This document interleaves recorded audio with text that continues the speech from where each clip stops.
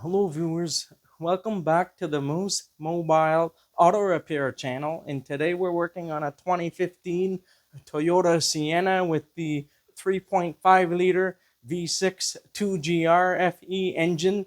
And the customer's complaint today is that the check engine light is on and a bunch of warning lights are also on, and the check all-wheel drive system is also uh, is shown on the dashboard. And so earlier I pulled up the trouble codes, and we got P0051 for bank 2 sensor 1, air fuel and or oxygen sensor, low voltage for the heater circuit.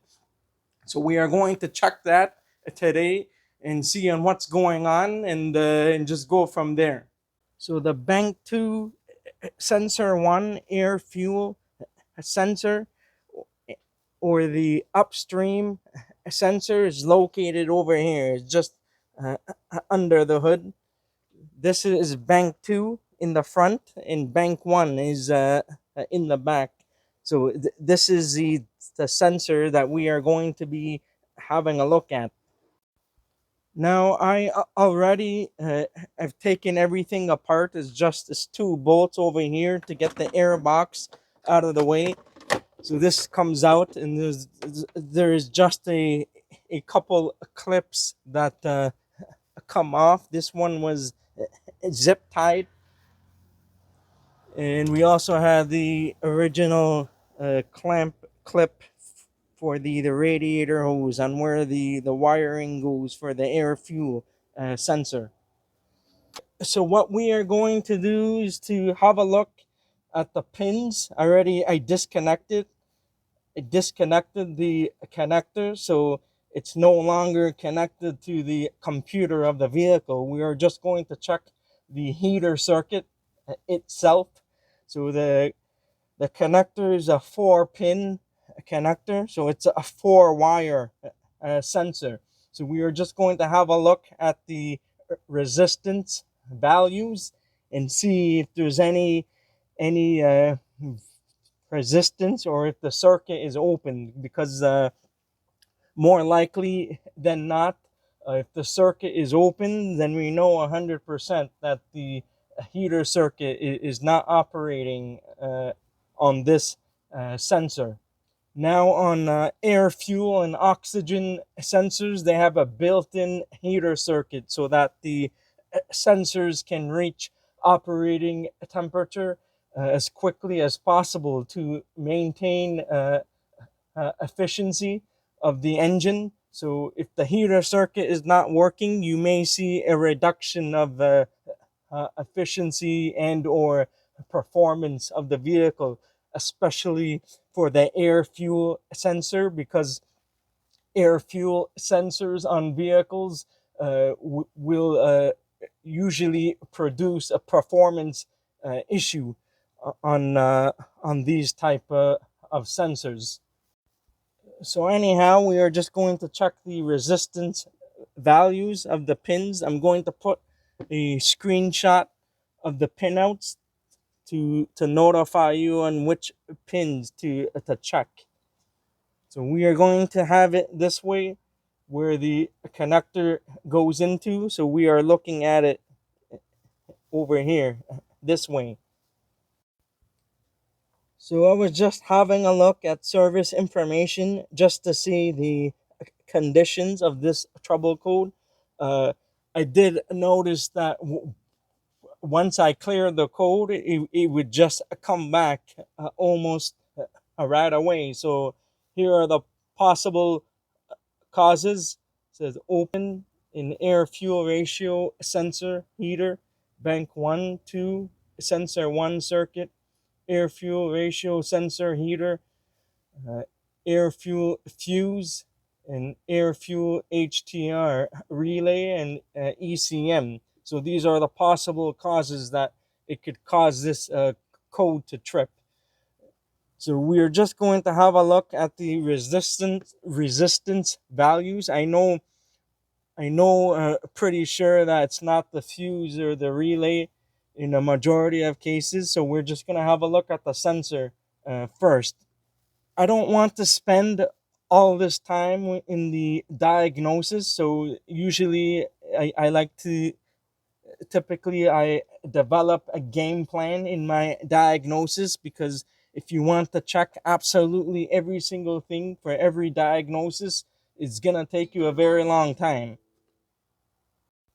So we are gonna have a look at the pinouts. You can see the picture, the three pieces that are sticking out on top. So it said to check. Where does it say here? It said to check pins 1 and 2. It tells you the specified resistance, 1.6 to 3.2 ohms, and 1 and 4 said always 10 kilo ohms or higher. So you need to check pins 1 and 2, and then you need to check pins 1 and 4. These are the resistance values. It said if the result is not as specified, replace the air-fuel ratio sensor. So I'm just hoping to make a short video of this, just a very quick, easy diagnosis. We're going to check pins 1 and 2. That's on the sensor. I do have a new sensor to check as a reference, so you will know that you are correct in your diagnosis. I'm checking pins 1 and 2, and that's open. It's saying OL for open load or open line or open circuit. So there isn't anything there. Now pins 1 and 4, there's nothing.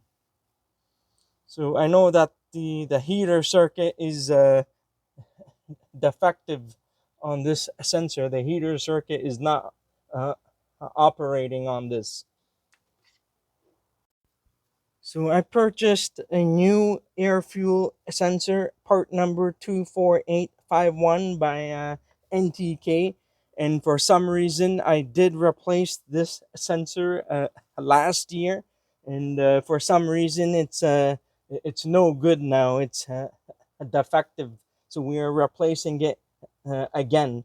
We are going to have a look at the new sensor and to compare the readings side to side. So I'm just going to put this here on the engine cover, and we're just going to have a look at the readings now.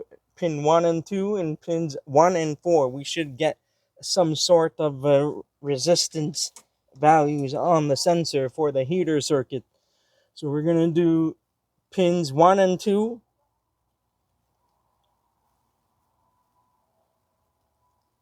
One and 2, we're getting 2.2 ohms.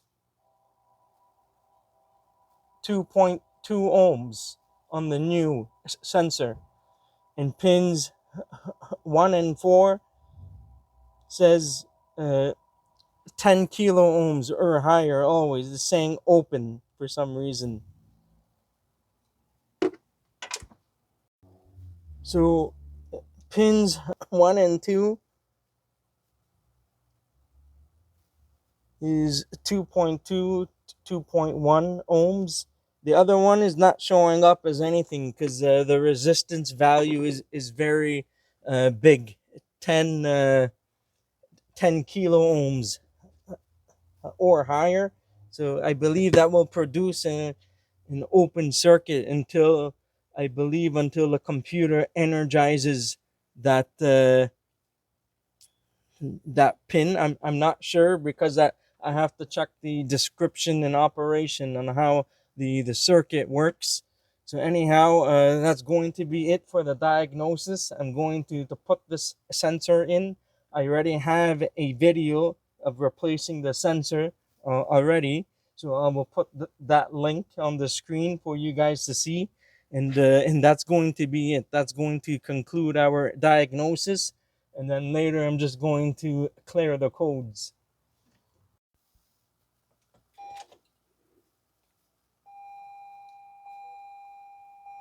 So I just have the ignition to on, but engine off. Uh, see the check engine light is on, and it will say check all-wheel drive system. So the check engine light is on, and it will say check all-wheel drive system. The engine is not running yet, but I'm just showing you on what it shows on the dash.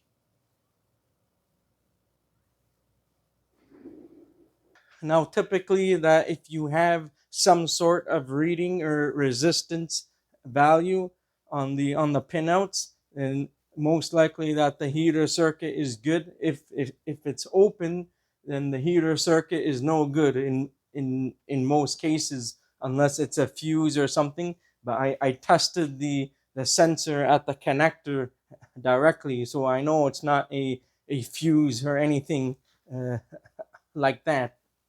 That should fix the issue with the bank 2 sensor 1 air fuel sensor just by replacing the sensor.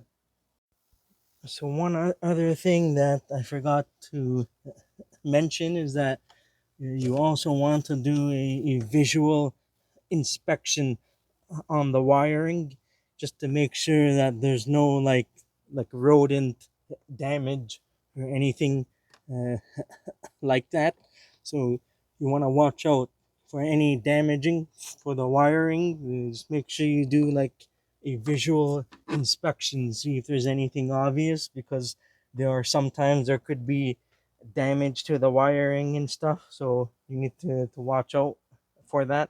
I just installed a new sensor off camera, and I'm just using some basic tools, just an extension with an oxygen sensor socket, 7/8, 22 millimeters in a ratchet. You may need to heat it up in some cases. More often than not, you will need to heat this up. I already have a video on that for replacing the sensor. So again, I'll put it in the description and comments section if you guys want to see on how I replaced it. This is the old sensor. There's quite a bit of sulfur in the fuel, so there's quite a bit there because of all the yellow stuff. That's sulfur in the gasoline. There will always be a little bit of sulfur in the gas, but too much sulfur is not good for these vehicles. So uh, sometimes that type of gasoline can damage these sensors. So I clear the codes now. The check engine light is off because before it would show up right away after clearing the code, because the heater circuit was not operating. So it's like electrical related. So the vehicle does not even, the engine does not even have to be running, and it will trip that code because the circuit is open. So I clear the codes now, and there's nothing there. This permanent code, it will always stay there until after several drive cycles or so. These codes will clear by themselves, but it's cleared already. I'm just using my blue driver scan tool for the sake of time on my phone. So that's it. Everything is good now. I just need to road test it and to put everything all back together under the hood, and then that should be it.